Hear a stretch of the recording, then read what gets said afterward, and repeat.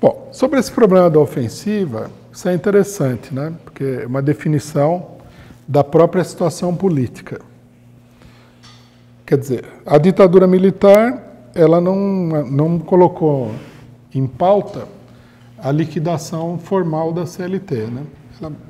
Ela usava a CLT como uma válvula de escape para a não existência de nenhum movimento sindical, que eles não permitiam. Então, o trabalhador não tinha como se mobilizar através de greves e outro tipo de mobilização sindical, procurava a justiça do trabalho, era uma válvula de escape. O problema que mudou, com relação à CLT, o que mudou é o seguinte: a ditadura militar caiu por causa da crise capitalista que se abriu em 1974. Tá?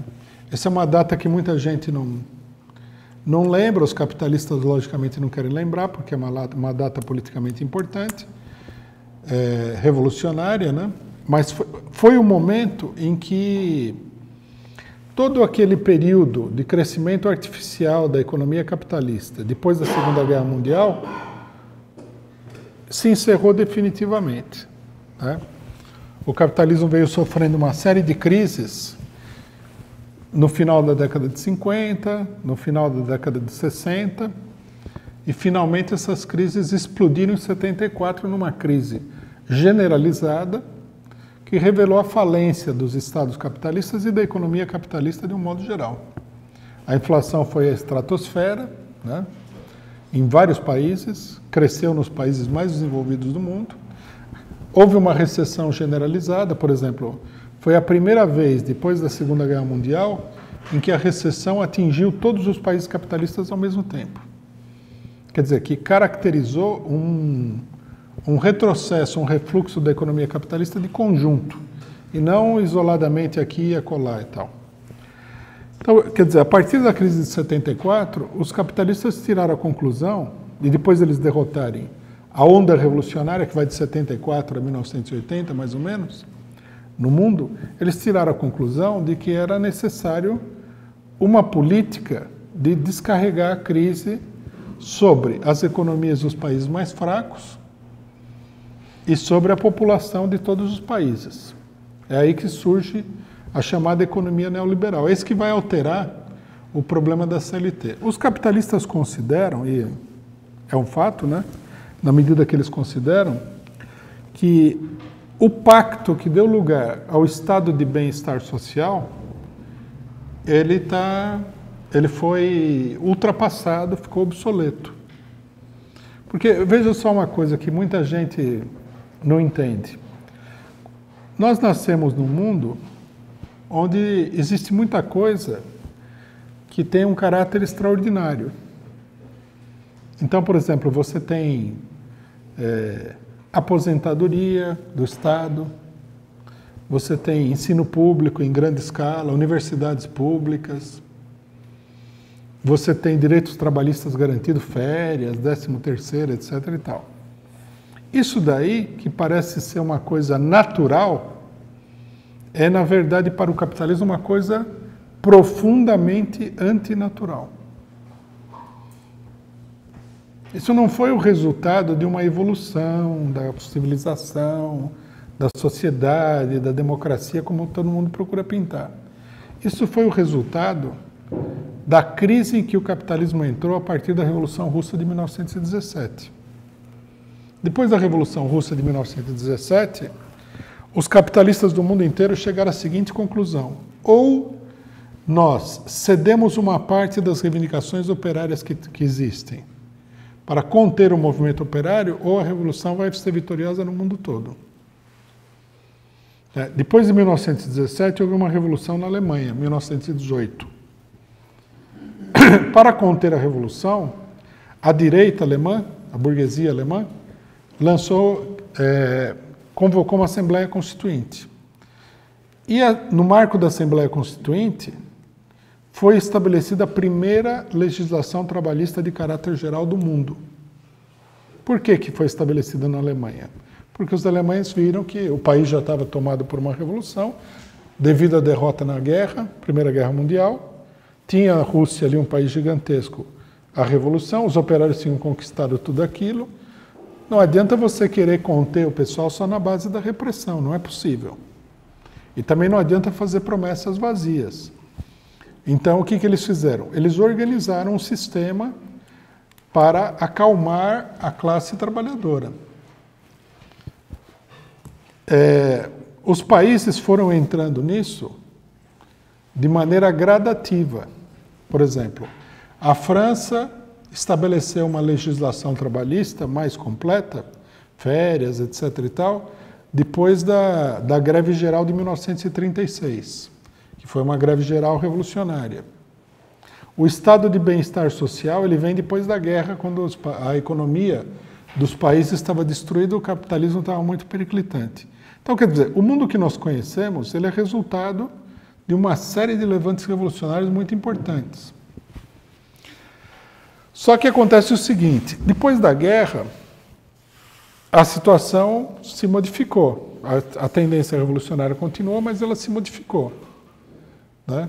E a maior parte da esquerda, ela, durante todos esses anos, ela se apoiou nesse status quo, que é o status quo da legislação trabalhista, da democracia parlamentar e tal.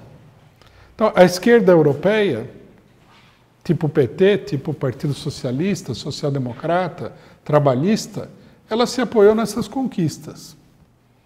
Bom, num dado momento, a burguesia falou, não dá mais, não vamos sustentar isso daí. E à medida que ela começou a retirar o apoio a essa política, a romper o pacto, ela começou também a debilitar profundamente a esquerda e os sindicatos, que são todos sindicatos reformistas que se apoiam nesse pacto. É isso que aconteceu. Aí nós temos um outro momento, que é um momento muito importante, que é 1989. Se a gente olhar a mitologia, que é a imprensa, que são os intelectuais, eles vão falar o seguinte, que a queda do Muro de Berlim, ela debilitou o movimento dos trabalhadores. É uma coisa sem sentido. Por que a derrubada de um muro ia debilitar algum trabalhador? O trabalhador, o que é? Ele ia que nem o Muro das Lamentações em Israel, o trabalhador ia lá para rezar. O que tem esse muro? A maior parte dos trabalhadores nem sabia que esse muro existia, né?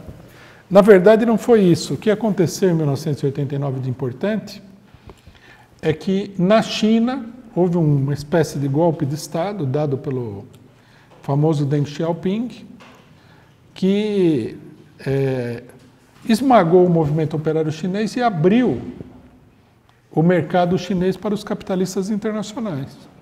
Então, as empresas mais lucrativas do mundo foram para a China para usar a mão de obra barata chinesa, no sentido de conseguir lucros aí artificiais durante todo um período. Isso permitiu equilibrar a inflação, né, durante um longo período, e causou uma depressão no mercado de trabalho.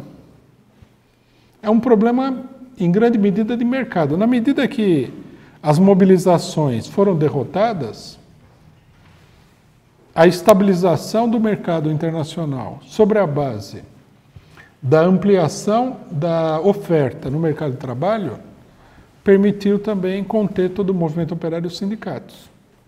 Por isso que a CLT está em questão.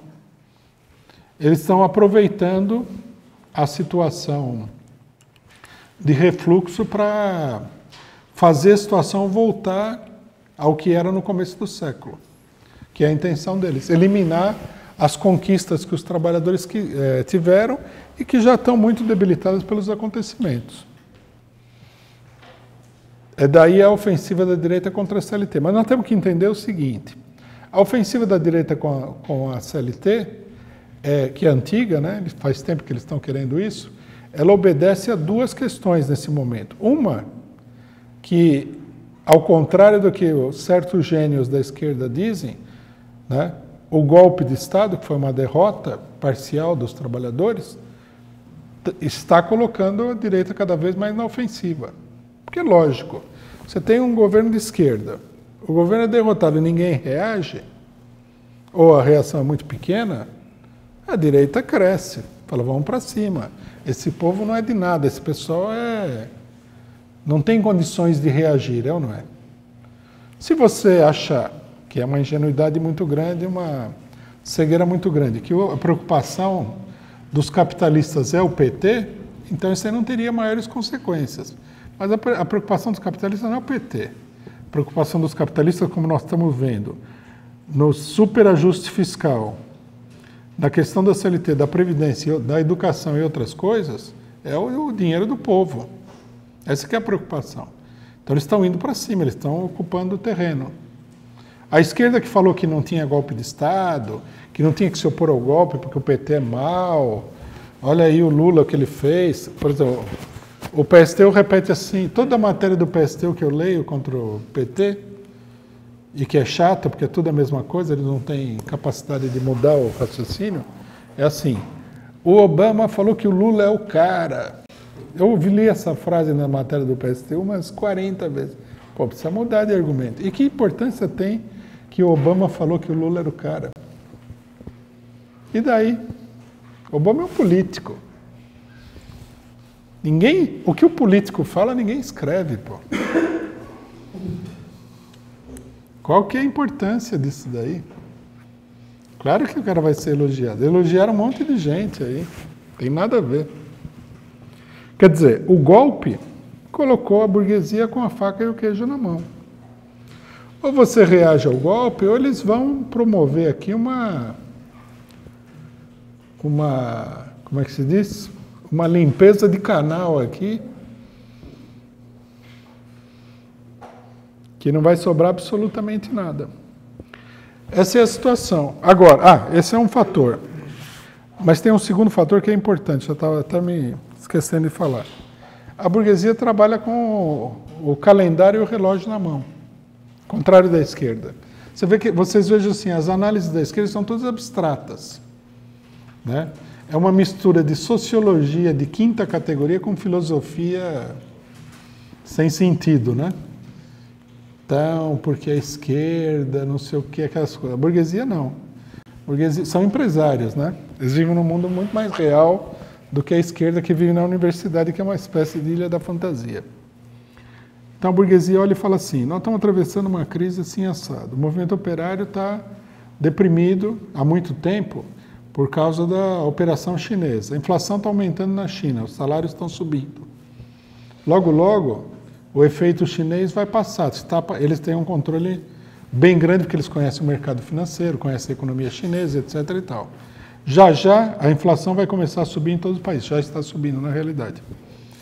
Com a subida da inflação, como disse Lenin, porque os capitalistas todos conhecem essa frase do Lenin, a coisa mais revolucionária que existe no capitalismo é a inflação.